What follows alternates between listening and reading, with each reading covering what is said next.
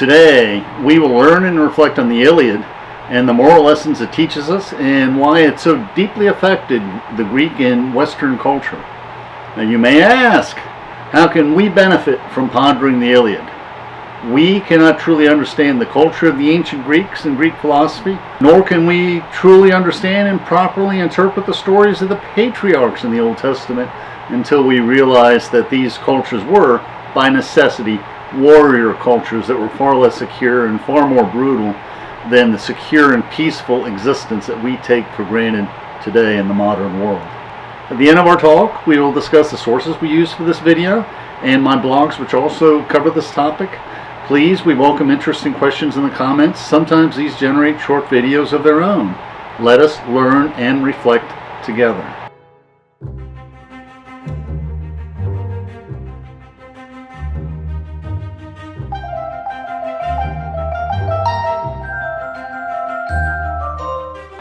Before the time of the Iliad, there was a dispute at a banquet on Mount Olympus about who was the most beautiful goddess of all.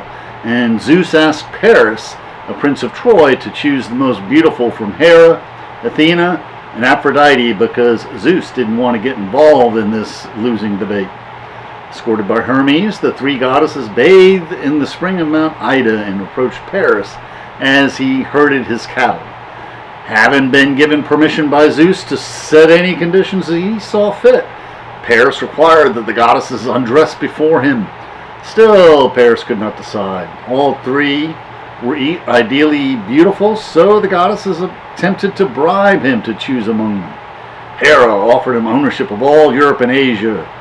Athena offered him skill in battle, wisdom, and the abilities of the great warriors, but Aphrodite offered the love of the most beautiful woman of the world, Helen of Sparta. And you can guess who he chose. Paris chose Aphrodite and therefore Helen. Except Helen was already married to King Menelaus of Sparta, so Paris had to raid Menelaus' house to steal Helen from him. Some who sung the story said Helen fell in love with Paris and left willingly, but the painters say otherwise. In this video we have two paintings of the abduction of Helen, and there are several more in Wikimedia. And one of the paintings, the goddess Aphrodite herself cheers on the kidnapping. Both paintings capture the helplessness felt by many women in an ancient warrior culture regarding their faith, especially when they're abducted. The myth goes that since Helen was so beautiful, she had many suitors from all over Greece, and before Menelaus was chosen, all the suitors swore an oath to defend Helen's marriage. So, when Paris kidnapped her, all the Greek kings sailed to Troy to rescue Helen from the Trojans. In our first video, we discussed the background of the Iliad and how it influenced ancient Greek culture, what happened in the Trojan War, since the Iliad only captures the scene in the latter part of the war. The Iliad begins describing how the Achaeans, during their raids, captured as concubines the maidens Chryseis and Briseis, and how Chryses, the brave father of Chryseis, marched unarmed into the Greek camp to ransom his daughter. In our second video, we discussed how this respect of the warrior for the bravery shown by those who dare visit the enemy camp is common among warrior cultures, including our own American Indian culture and the barbarians as well. King Agamemnon, who was given Chryseis as a concubine as a war booty, shows no respect towards the courage shown by her father Chryses, priest of Apollo. Apollo sends a plague upon the Achaeans, and after many die, Agamemnon is forced to ransom Chryseis to her father Chryses. Then he commits a second act of hubris, and instead seizes Briseis, the concubine of Achilles. Enraged, not only does Achilles vow to withdraw from fighting, but he prays to his mother Thetis to persuade Zeus to let the Trojans prevail on the battlefield. Now, the seizing of concubines was common in ancient warfare and piracy, and these are even mentioned numerous times in the Old Testament. So in our third video, we explore the fascinating topic of concubines in the Iliad in the Old Testament and in Christian tradition. In the early part of the Iliad, we see the Achaean army facing the Trojan army in front of the gates of Troy, while the citizens of Troy watched the battlefield from the upper ramparts of the city walls. Hector, angry that his brother's abduction of Helen brought upon Troy this long war and many deaths, bravely strides to the Achaean lines to propose a combat between Menelaus and Paris to decide the battle, since Menelaus was the husband of Helen, whom he abducted.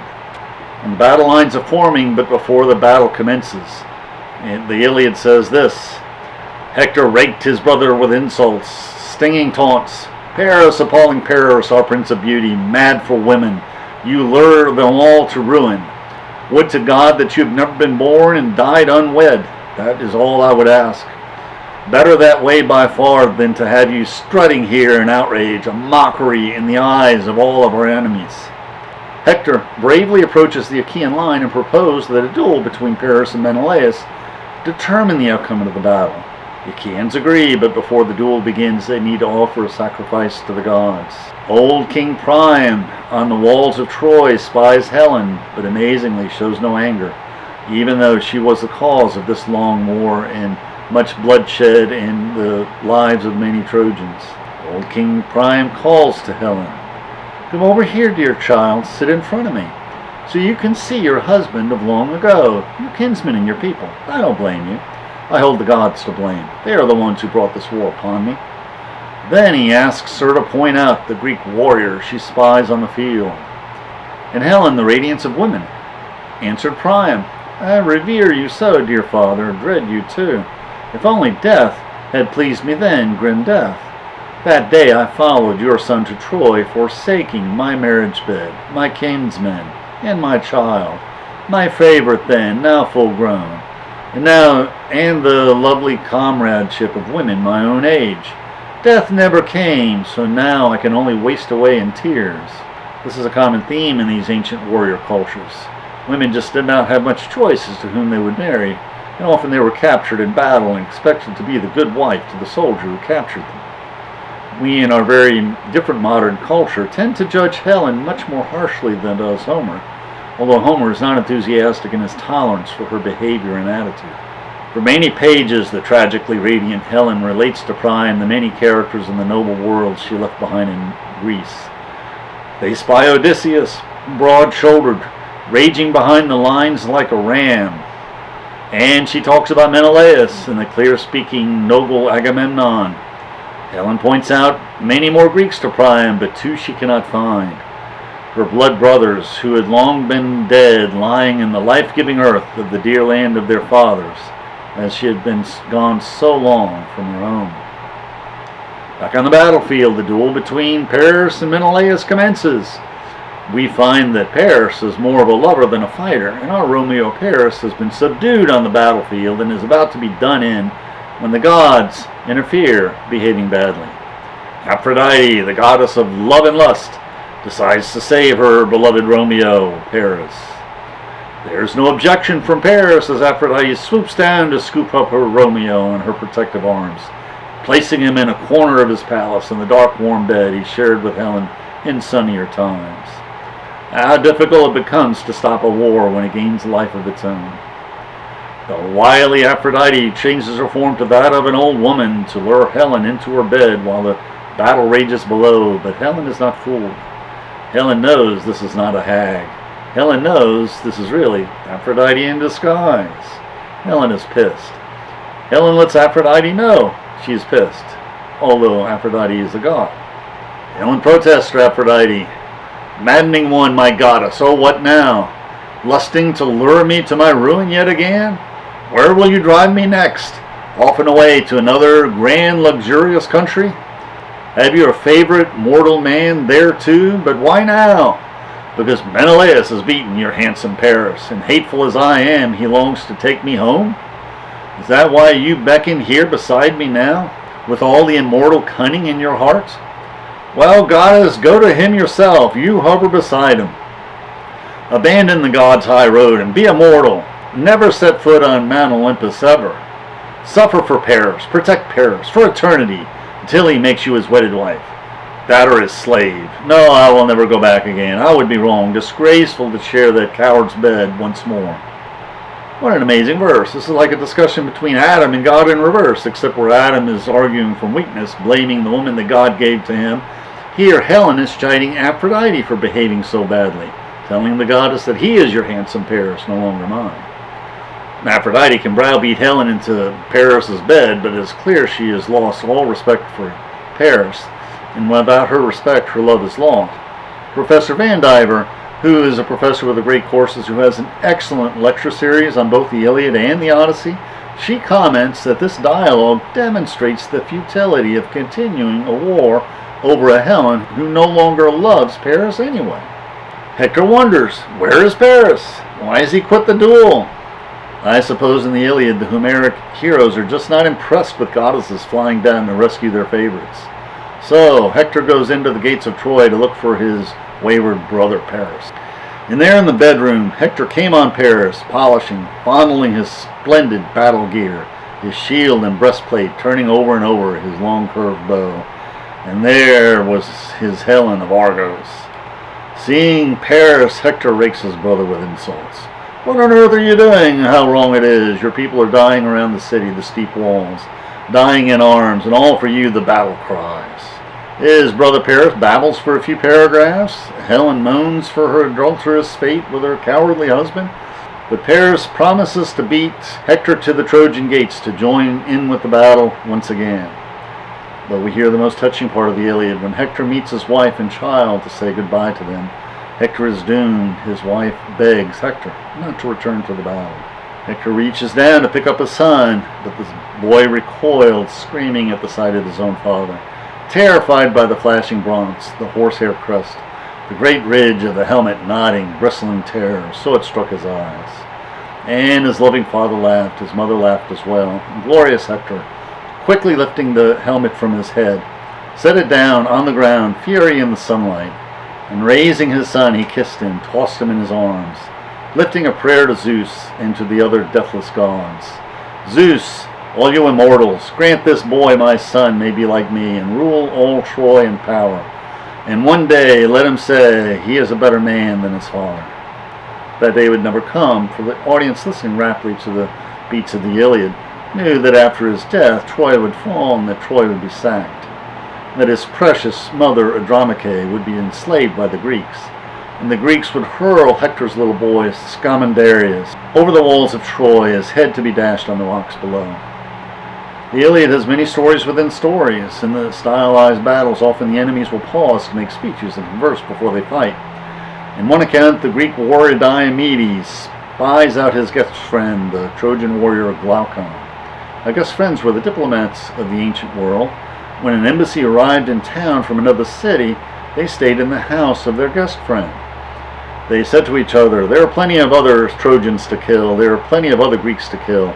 Let us remain friends. Better yet, let us exchange armor so everyone knows that we are friends." But the son of Cronos, Zeus, stole Glaucus's wits away. He traded his gold armor for bronze with Diomedes, the worth of 100 oxen for just 9. Professor Vandiver speculates that this story is an allegory of the futility of the Trojan War. After struggling in the war, all the men in the Greek camp pressure King Agamemnon to send a delegation of 3 Greek warriors, including Odysseus, to persuade Achilles to return to battle. Nestor implores King Agamemnon, "You, my illustrious king, infuriated Achilles. You went and took from his tent the girl Briseis, and not with any applause from us, far from it. I, for one, urged you against it strenuously, but you gave way to your overbearing anger, disgrace a great man the gods themselves esteem. You seized his gift of honor and keep her still, but even so, late as it is, let us contrive to all this to rights to bring him around with gifts of friendship and warm, winning words." And then Agamemnon starts his speech. "Since I was blinded, lost in my own inhumane rage, now at last I am bent on setting things to rights. I'll give a priceless ransom paid for friendship. All this I would extend to him if he will end his anger. Let him submit to me. Only the god of death is so relentless. Death submits to no one, so mortals hate him most of all the gods. Let Achilles bow down to me. I am the greater king. I am the elder born. I claim to be the better man." Agamemnon is totally clueless. Agamemnon just doesn't get it. He still insists on a pissing contest between him and Achilles. He thinks he can bribe his way to friendship with Achilles. He insists that Achilles should submit to him, like a powerful warrior like Achilles is going to submit to anyone. Achilles objects. What will be our lasting thanks in the long run for warring with our enemies on and on to no end? One and the same lot for the man who hangs back and the man who battles hard. The same honor waits for the coward and the brave. They both go down to death, the fighter who shirks and the one who fights to exhaustion. We encourage you to enjoy the speech by our three envoys. They reveal much about the warrior culture of Iliad. Therefore the prizes and bribes that Agamemnon offers men mean little to him. Besides, what he grants to Achilles, he can once again take away. Further along in his speech, Achilles proclaims this about his concubine Briseis. I loved that woman with all my heart, though I won her like a trophy with my spear. But now that he has torn my honor from my hands, robbed me, lied to me, don't let him try me now. I know him too well. He will never win me over. And some verses truly shocking to ancient Greeks follow this. Mother tells me, the immortal goddess with her glistening feet, that two fates bear me on to the day of death. If I hold out here and lay siege to Troy, my journey home is gone, but my glory never dies. But if I voyage back to the fatherland I love, my pride, my glory dies. True, but the life that is left me will be long. The stroke of death will not come on me quickly. The Trojans fight their way to the very walls of the Greek camps, which are a fortified fortress with palisades of sturdy timber, surrounded by a deep ditch dug to furnish earth for protection. The mighty Hector grabbed a boulder, bore it up and on. No two men, the best in the whole realm, could easily prise it up from the earth and onto a wagon, weak as men are now, but he quickly raised it and shook it, as a shepherd lifts a ram's fleece with ease. Hector hurls this massive boulder at the gates, splintering the gates, so the Trojans can storm the walls of the Greek camps. The Trojans and Greeks battle hand to hand from Book 13 all the way through to Book 15. They battle for the ships. Hector is warned by a seer to fall back, but the seer is ignored. The goddess Hera, mother of Aphrodite, wife of Zeus, seeks to distract Zeus, seeks to seduce Zeus, seeks for sleep to overcome Zeus, so the god Poseidon can shift the tides of battle to the Greeks, as the Greeks battle the Trojans who are burning their ships. With the assistance of Aphrodite, goddess of love and the goddess of sleep, the Iliad has Zeus babbling with Hera. Let's lose ourselves in love. Never has such a lust for goddess or mortal women flooded my pounding heart and overwhelmed me so. Not even then when I made love to Ixion's wife, who bore me Pirithous, rival for all the gods in wisdom. Not when I loved Chryses' daughter, Dana, marvelous ankles, and the storming of Europa and Semele and Alcima, queen of Thebes, and Demeter, queen of the illustrious braids, and Leto, ripe for glory. As Professor Van Diver wryly notes, Hera must consider herself so fortunate. Zeus thinks this procession of conquest is really going to impress her. While Zeus sleeps for 5 pages of the Iliad, it is the turn of Ajax to pick up and hurl a boulder back at Hector, stunning him. The blow sent Hector whirling like a whipping top, reeling round and round. As a huge oak goes down, so falls Hector. Vulcan, angered, bested, Zeus threatens Hera, who flees. With Zeus awake, the Trojans once again set fire to the ships of the Greeks. Patroclus, his best friend, urges Achilles that if he will not don his armor, that Achilles will send me into battle quickly. Give me your own fine armor to buckle on my back, so the Trojans may mistake me for you, Achilles, and hold off from their attack. And Achaea's fighting sons will get a second wind, exhausted as they are. Patroclus armed himself in Achilles' gleaming bronze armor, his massive shield, his sword, his helmet crested with horsehair, but not his spear so massive that only Achilles could wield it, and also borrowed Achilles 2 immortal stallions, roan beauty and dapple, yoked in the chariot next to purebred mortal stallion bold dancer. Achilles warns Patroclus to only drive the Trojans from the beach, but Patroclus, like any noble Greek hero, pursues the Trojans to the gates of Troy, where he is finally killed by Hector, who strips him of Achilles' armor. In this painting, the armies fight over the body of Patroclus so his corpse can be returned to the tent of Achilles. Standing clear of the fray, Achilles' immortal horses wept from the time they first sensed their driver's death, and Zeus pitied them, watching their tears fall. Zeus would only give the Trojans glory until the setting of the sun. At his death, the warlord Nestor's son near to Achilles, streaming warm tears to give the dreaded message. Patroclus has fallen. They are fighting over his corpse. He's stripped, naked, Hector with the flashing helmet. Hector has your arms, so the captain reported. A black cloud of grief came shrouding over Achilles. Achilles suddenly loosed a terrible retching cry, and his noble mother heard him, seated near her father, and the old man of the sea in the salt green depths. Achilles mourns, Achilles grieves, Achilles regrets. But Thetis, answer, warning through the tears, you're doomed to a short life, my son, from all you say. For hard on the heel of Hector's death, your death must come at once. Let me die at once, Achilles burst out, despairing, since it was not my fate to save my dearest comrade from his death.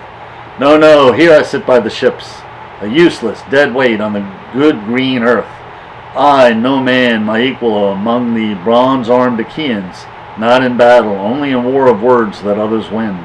If only strife could die from the lives of gods and men, an anger that drives the sanest man to flare in outrage, just like the anger Agamemnon, king of men, has roused with me now. Enough! Let bygones be bygones. Done is done. But now I'll go and meet that murderer head on, that Hector who destroyed the dearest life that I know. How Achilles, with the help of Athena, frightened the Trojans by appearing on the gates of the Greek camp with his hair ablaze with rage at the setting of the sun. Since his armor had been stripped by Hector, his mother Thetis asked the god Hephaestus to forge him new armor. Homer's description of the decorations on the shield that Hephaestus forged, decorations that are animated descriptions of daily life in Greece, are like a story within a story, a little Iliad embedded in the larger Iliad. As he rides to the battlefield in his chariot, Achilles chides his immortal horses. Don't leave Achilles there on the battlefield as you left Patroclus dead. Then the white-armed goddess Hera gave his hoarse voice. Yes, we will save your life this time too, master mighty Achilles.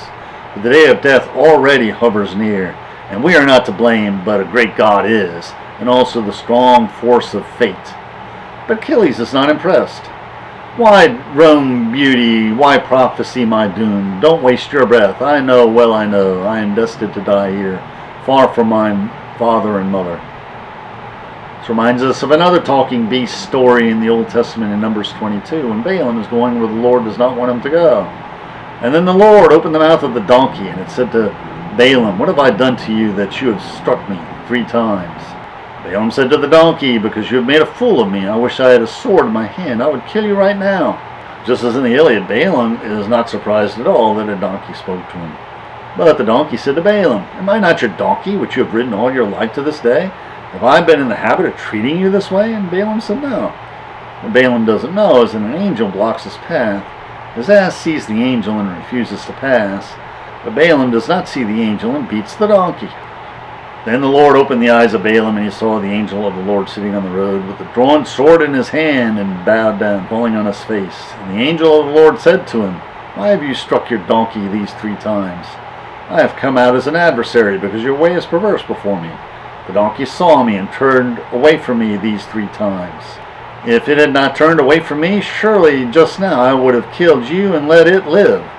And then Balaam said to the angel of the Lord, I have sinned, for I did not know that you were standing in the road to oppose me.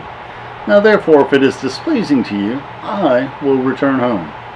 Now Agamemnon returns his beautiful Briseis to Achilles and gives him prizes, but Achilles now only thinks of war. He swears he will not eat or drink or wash until he has avenged the death of Patroclus by killing Hector. Professor Van Diver describes the rage of Achilles as being both superhuman and subhuman as he dons his armor and goes into battle. She quips, Achilles is portrayed as if he were already dead. Achilles rejects the human condition. Before you could not get Achilles off the lyre sitting by his ship, but now Achilles is a one-man Greek army. Achilles kills relentlessly. Achilles kills showing no mercy. Achilles kills with cruelty. Achilles does all of the killing in the remainder of the Iliad. His killing rage is so consuming that the gods have to nourish him with heavenly ambrosia lest he die from exhaustion. Achilles even angers the river goddess by the large number of Trojan corpses he tosses into her waters, and he even has to battle that river goddess. Hector screws up his courage to face Achilles, to face him in one-on-one combat, but he hesitates, loses his nerve, and runs. Achilles chases Hector around the walls of Troy 3 times. Hector is shown throughout the Iliad as a man of compassion, a man of honor, always doing his duties. But in these last chapters of the Iliad, he faces the rage of Achilles. Achilles, totally without human compassion, and Hector is at a disadvantage. They run past 3 times the waters where the women of Troy wash their laundry in more peaceful times. Hector finally regains his composure, regains his honor, and turns to face Achilles, who runs him down and kills him in the heat of battle. But even this does not calm the rage of Achilles. He now spends many pages in the Iliad dragging the body of Hector around the walls of Troy, dragging the body of Hector for his wife and children and all the people of Troy to see, dragging the body of Hector for all the gods of Olympus to witness. And the gods do not like this sight. This is overwhelming hubris. This is not right. This is not human. The gods rub ambrosia into the body of Hector so it does not decay, so the corpse of Hector is not torn to shreds as it is dragged around the walls of Troy again and again. But Patroclus, his friend, feels like he has been neglected. Hovering at his head, the phantom rose and spoke. "Are you sleeping, Achilles? You've forgotten me, my friend. You've never neglected me in life, only now in death. Bury me quickly, let me pass through the gates of Hades." His rage subsiding, Achilles is finally able to mourn the death of Patroclus with Briseis. Achilles can now enjoy the company of his beauty Briseis and eat and drink and sleep like normal humans. Achilles is also ready to bury Patroclus, and the Iliad dedicates a chapter to the funeral games of Patroclus that is hosted by Achilles, where all the Greeks compete in the athletic games. And these funeral games of Patroclus are another little Iliad embedded in the Iliad. So we encourage you to read this in the greater Iliad for yourself. Achilles calms down, so instead of dragging the body of Hector around the walls of Troy, now he drags the body of Hector around the grave of Patroclus. Achilles does not truly come to terms with the death of his friend Patroclus until Zeus persuades King Priam to venture into the camp to claim the body of Hector. A meeting we compared with other camp meeting stories of the American Indians where braves risk death to ransom their loved ones in our video on the warrior cultures of the Iliad and the American Indians. This is the turning point of the Iliad. We feel a deep empathy Achilles feels with his enemy that breaks his rage. This deep empathy finally helps Achilles accept the death of his friend Patroclus. These words stirred within Achilles a deep desire to grieve for his own father. Taking the old man's hand, he gently moved him back, and overwhelmed by memory, both men gave way to grief. Priam wept freely for man-killing Hector, throbbing, crouching before Achilles' feet, as Achilles wept himself, now for his father, now for Patroclus again, and their sobbing rose and fell throughout the house. The Iliad ends as the Trojans bury Hector within the city of Troy. The Iliad ends with the foreboding of their doom by Andromache, the grieving wife of Hector. And the Iliad ends with the poignant eulogy of Helen, over whom this war was fought. And she eulogizes, "Hector, dearest to me of all my husband's brothers. My husband, Paris, magnificent as a god. He was the one who brought me here to Troy. Oh, how I wish I had died before that day. But this now is the 20th year for me, since I sailed here and forsook my own native land. Yet never once did I hear from you a taunt or an insult. But if someone else in the royal halls would curse me, why, you would restrain them with words. Hector, you would win them to my side, you with your gentle temper and all your gentle words. These are words we should all heed.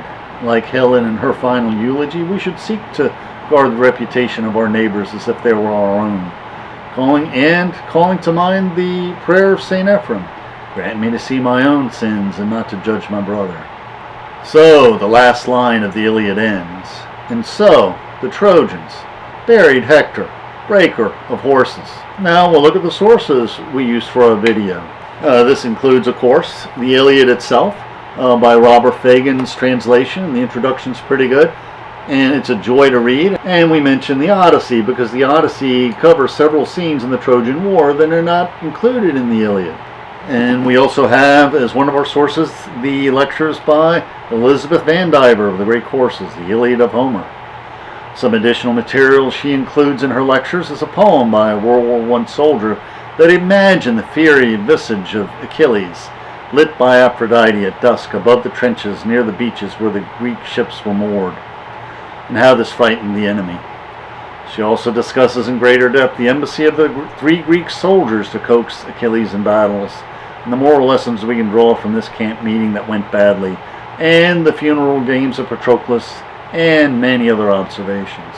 And I would like to mention the Great Courses lectures, Masterpieces of Ancient Greek Literature by David Schenker. And in the beginning of these lectures, he has 6 lectures devoted to the Iliad and the Odyssey. Please click on the links for our blogs on the Iliad and the Odyssey.